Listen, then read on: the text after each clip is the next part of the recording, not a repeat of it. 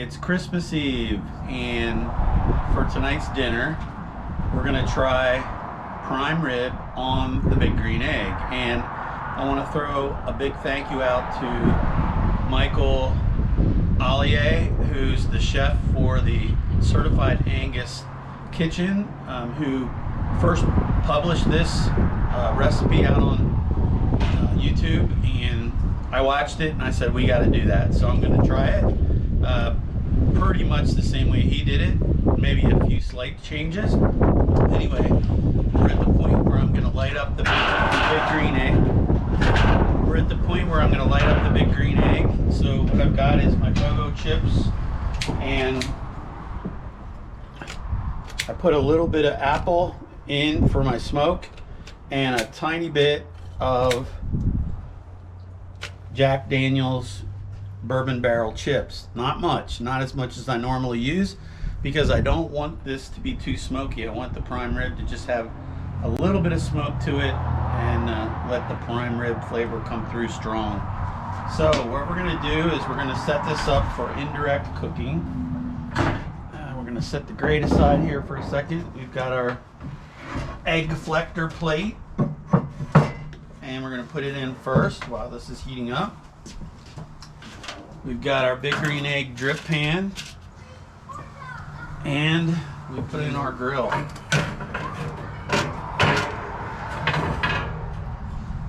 Now I'm going to go ahead and power up my Flame Boss, and we're looking for a pit temperature of 325 degrees. So we're going to go ahead and open up our chimney a little bit, and right now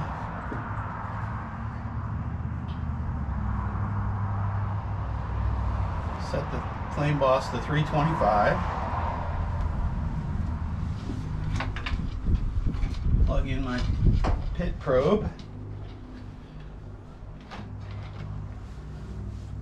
And while that heats up, we're going to go inside to the kitchen and we're going to go ahead and prep the prime rib. So we'll see you inside.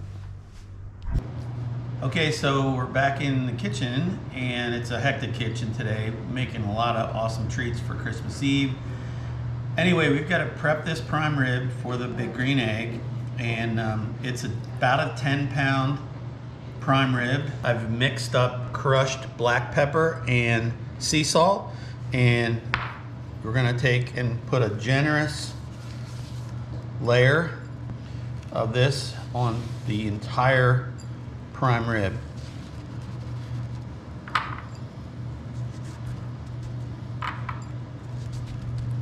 Going to coat every side.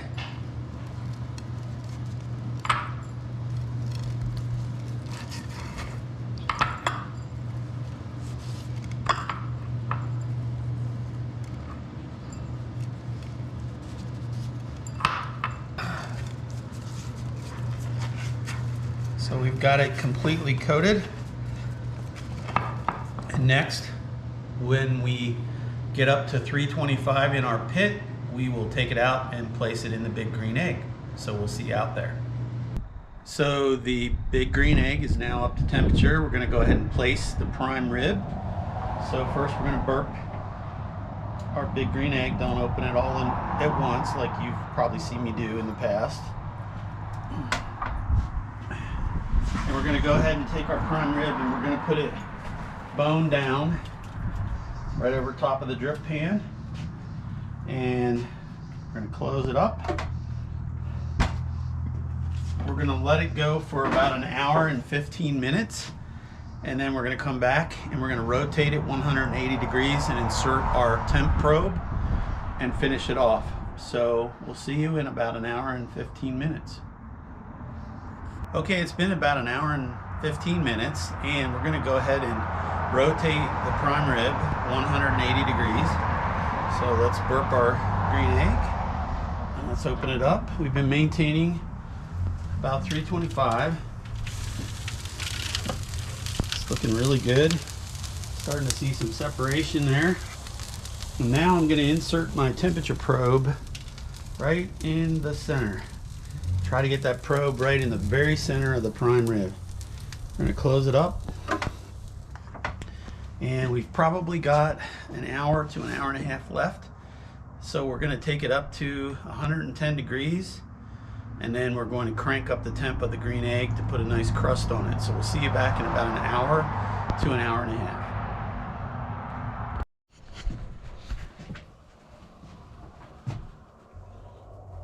Okay, so it was about 2.5 to 2 hours and 45 minutes in on our 10-pound prime rib, and we were up to 110 degrees.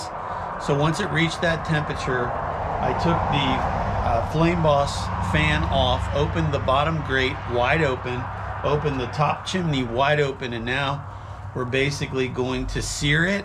We're going for very high temperature. We're already at 450. We're going to get up to close to 500. We're going to sear it as we watch for the temperature to get to 125, and then we're going to pull it off. So we monitored our temperature. We're putting basically the sear on it, and we got it up to 120 degrees. Some people say 115. Some people say 125. I'm going to split the difference because I do not want a dry prime rib.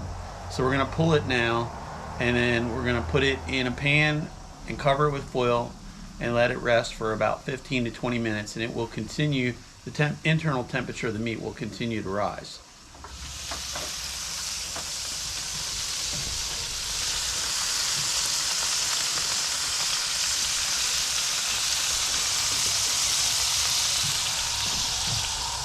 You can see we have a nice crust on it. Nice sear.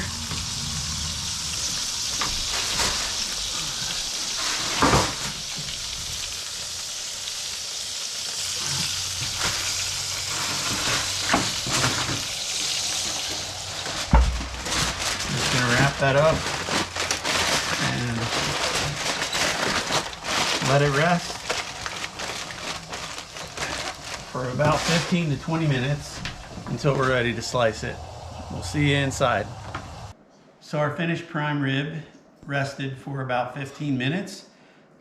We ended up with a temperature between 140 and 145, which is a nice medium rare. Towards the outside is obviously going to be more well done. So I'm going to attempt to slice through this. And there you have prime rib on the green egg. And I took some of the drippings from the meat and I made a quick au jus with 2 cups of beef stock, about 4 tablespoons of the drippings, and a little bit of a roux made with flour and water. Boiled that, took it down to a simmer, and that's going to be our gravy for on this. So I think it turned out okay. It looks great, and I'm pretty hungry, and Merry Christmas everyone. See you soon.